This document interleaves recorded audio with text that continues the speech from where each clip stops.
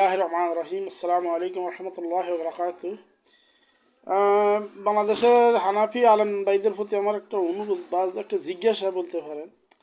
আচ্ছা ভাই, কোরআন হাদিস অনুযায়ী আমি যদি আমার ইবাদত বা আমার জীবন পরিচালনা করি তাতে ক্ষতিটা কি?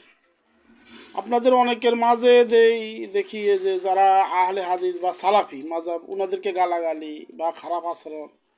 আমি তো সালাফি মাযহাবের অনেক মানুষকে বেশিরভাগে দেখি ওনারা কোরআন এবং হাদিস অনুযায়ী ওনাদের জীবন পরিচালনা করার চেষ্টা করেন, বিশেষ করে এবাদতগুলো।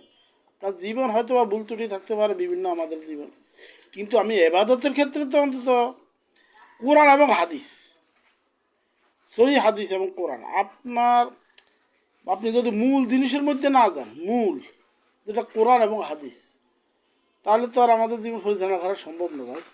একটু চিন্তা করে দেখিয়ে, আচ্ছা কেমন? আচ্ছা, আসসালামু আলাইকুম রহমতুল্লাহি ওয়া বারাকাতুহু।